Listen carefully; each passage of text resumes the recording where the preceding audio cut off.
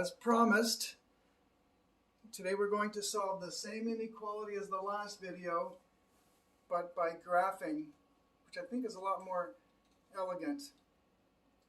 Not as much fun, but a lot quicker. But first, again, today's anagram, the Morse code. Do you know what the Morse code is? From back at the turn of the last century or so, when they used to use dots and dashes with the telegraph to send messages. So you have to rearrange all of the letters in the Morse code to come up with a phrase that refers to the Morse code.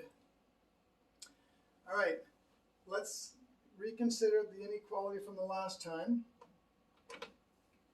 We don't have to make this plus and change that to greater than or equal to. Let's just leave it the way it is. If this was equal to 0, then x could be -1, 2, or -4. Furthermore, if I was to multiply this out, the first term, the term of highest degree with the biggest exponent, would be -x times x times x, negative x cubed, plus a whole bunch of other stuff, which I refer to as the junk. It's not really junk because it determines all the details of the graph, but that's what I usually call it. That must be less than or equal to 0.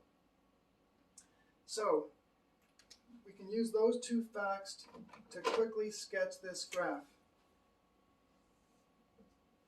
And when I say the graph, I'm referring to the graph of y equals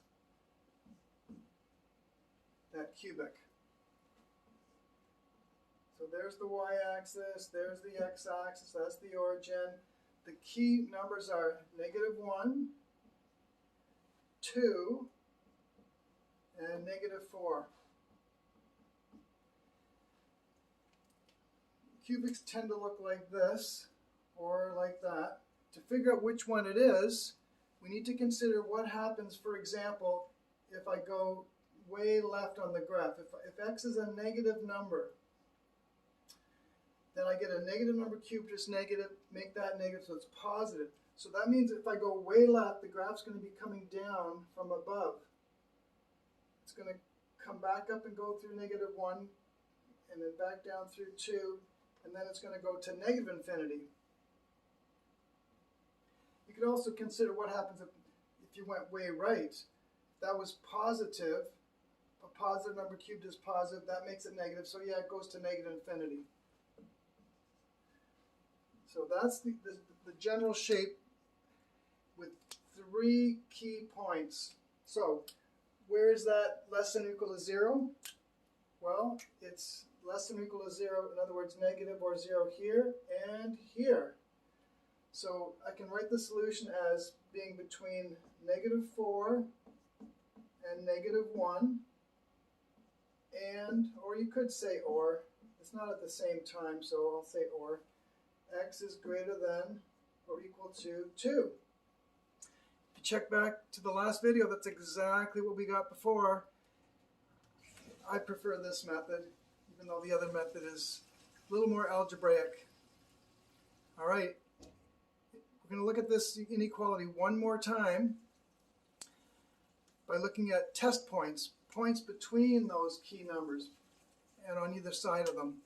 But to finish off, the Morse code becomes, have you worked it out yet? Here,